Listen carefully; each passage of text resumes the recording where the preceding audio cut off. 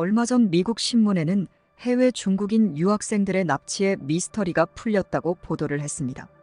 최근 몇 년간 가장 난해한 뉴스 중 하나는 해외에서 유학 중인 중국인 학생들이 자신을 스스로 납치해 몸값을 요구하는 사건들입니다.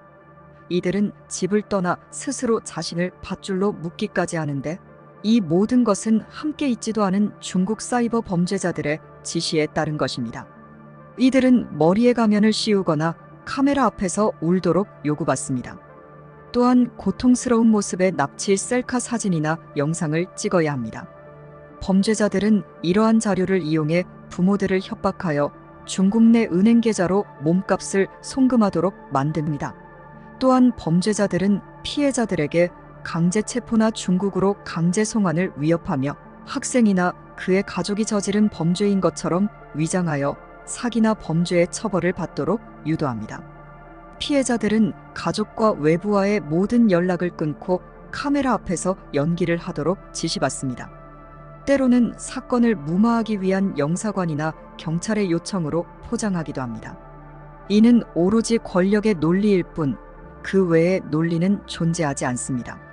지난 몇 년간 호주, 뉴질랜드, 캐나다, 영국, 일본, 미국 등 중국 부모들이 많은 돈을 들여 자녀를 유학 보내는 모든 국가에서 이러한 사건이 일어났습니다. 이러한 상황은 범죄 사기꾼들에게 기회를 제공합니다. 학생 납치의 기본적인 계획은 더 넓은 범위의 전화 사기의 일부를 형성하며, 학생을 노린 이러한 사기는 언론의 주목으로 성공 가능성이 줄어들게 되자 범죄자들이 나라를 옮겨가며 범행을 저지르는 것으로 보입니다. 그렇다면 왜 모든 중국인 학생들이 전화로 납치를 허용하고 심지어 스스로 범행을 저지르기까지 하는 것일까요? 이 현상을 어떻게 이해해야 할까요? 이 질문의 답은 중국의 경찰 폭력과 강력한 억압 시스템에 있다고 전문가는 말합니다. 중국 정부는 해외에 있는 자국민들조차도 철저히 통제하고 있으며 그들의 행동 하나하나를 감시하고 있습니다. 중국인 유학생들은 가족과 친구들이 중국 본토에서 경찰의 압박을 받고 있다는 소식을 듣게 됩니다. 이러한 상황에서 학생들은 자가 납치를 통해 자신이 처한 위험을 알리고 국제사회의 관심을 끌려는 절박한 선택을 하게 됩니다. 자가 납치 사건의 진실이 밝혀지면서 우리는 더 큰 그림을 보게 됩니다. 그것은 바로 중국의 초국가적 억압이 얼마나 심각한 수준에 이르렀는지, 그리고 이에 대응하기 위해 얼마나 극단적인 방법을 사용하고 있는지입니다. 이 사건들은 단순히 개인의 문제가 아니라 전 세계적인 인권 문제로서 다루어져야 할 것입니다.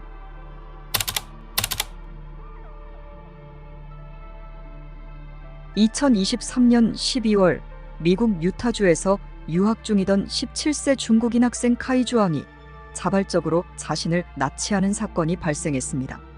이 사건은 새로운 형태의 원격 사이버 납치 범죄의 일환으로 전화로 전달된 범죄자들의 지시에 따라 이루어졌습니다.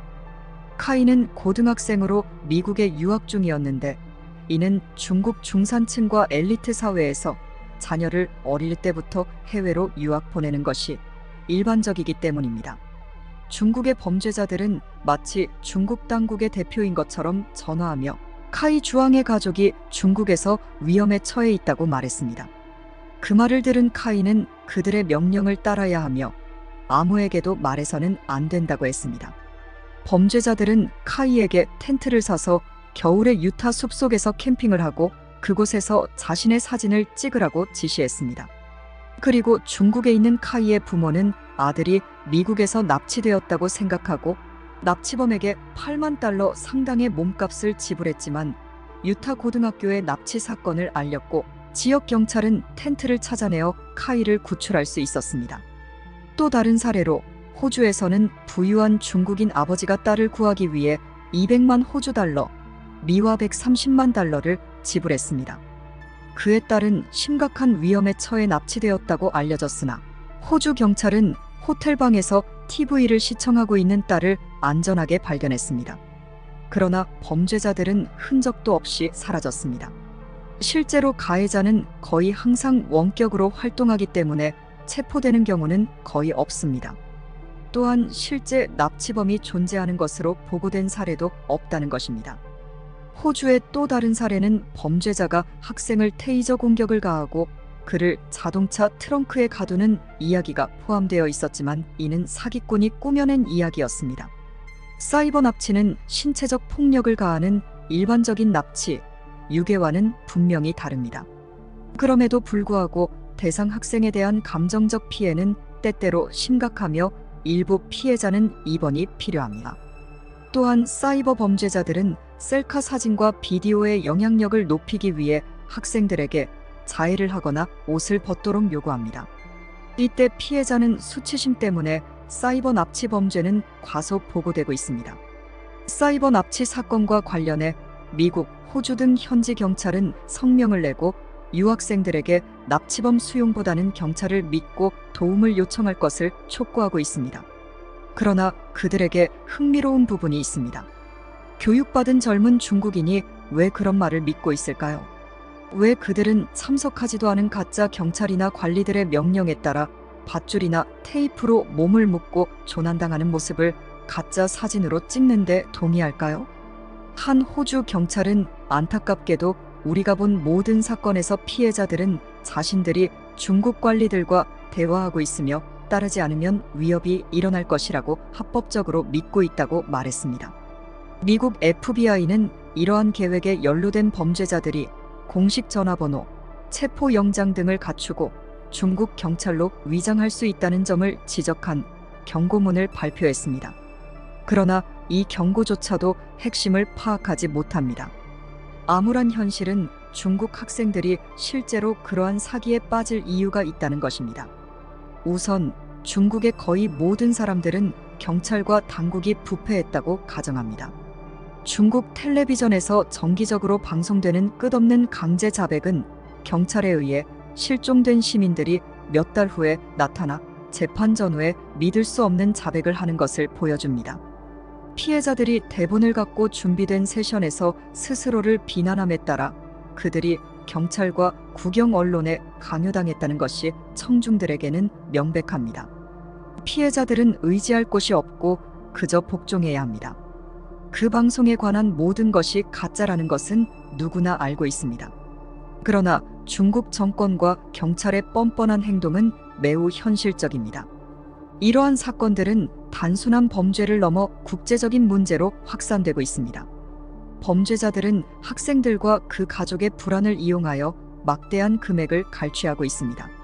우리는 이들 사건을 통해 중국의 초국가적 억압과 범죄의 심각성을 다시 한번 깨닫게 됩니다. 이러한 범죄를 막기 위해 국제사회의 협력과 감시가 절실히 필요합니다.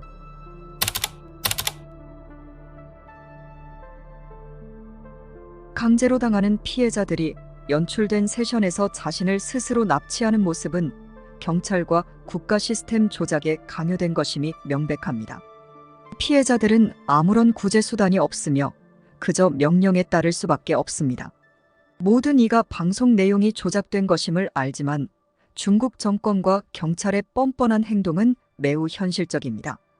가장 유명한 사례는 2015년 태국에서 납치된 스웨덴 시민 구이 미나이입니다.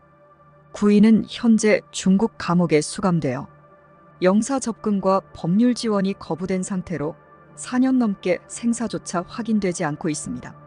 그는 3번의 강제 자백으로 다른 피해자와는 달랐으나 대부분의 피해자는 한 번만 자백을 강요당한 후 사라집니다. 중국에서 경찰 고문이 만연해 있다는 것은 널리 알려진 사실입니다. 최근 몇 달 동안 가장 충격적인 공공사례는 차이신 신문이 중국 시민 손 렌제가 중국 신장에서 잔인하게 고문당해 사망한 사건을 상세하게 기사를 발표했을 때입니다. 손 렌제는 범죄 용의자조차 아니었으며 단지 잠재적인 증인이었지만 경찰의 고문, 특히 물고문에 사망했습니다. 이 기사는 검열에 의해 10분 만에 삭제되었지만 이미 널리 퍼졌습니다. 그런데 중국 시청자들은 의심스럽게 생각했던 사실을 확인시켜 주었을 뿐이라고 생각한다는 것입니다. 그리고 중국 당국은 아무런 책임도 지지 않습니다. 최근 몇 년 동안 중국 정부가 호주, 미국, 캐나다, 스웨덴 등 약 50개국의 자체 경찰서를 설립해 해외에 있는 중국인들을 감시하고 협박하며 강제로 중국으로 송환하는 일이 벌어졌습니다. 이러한 경찰서는 종종 허가 없이 세워졌지만 중국 대표들은 이를 공개적으로 변호하며 서방 국가의 법적 절차가 너무 복잡하다고 핑계를 말합니다. 그럼에도 불구하고 큰 후속 조치는 거의 없었습니다.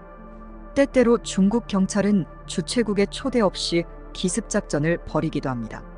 최근 중국 TV 시청자들은 경찰이 비행기로 피지로 이동해 77명의 중국 시민을 체포하고 강제로 송환하는 특별 프로그램을 볼 수 있었습니다.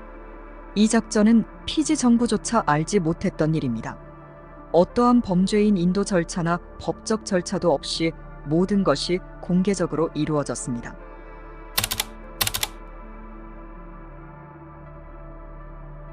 중국인들은 신장 지역에서 벌어지고 있는 대량 학살의 불길한 뉴스와 모든 것을 보면서도 자신만의 결론을 내립니다.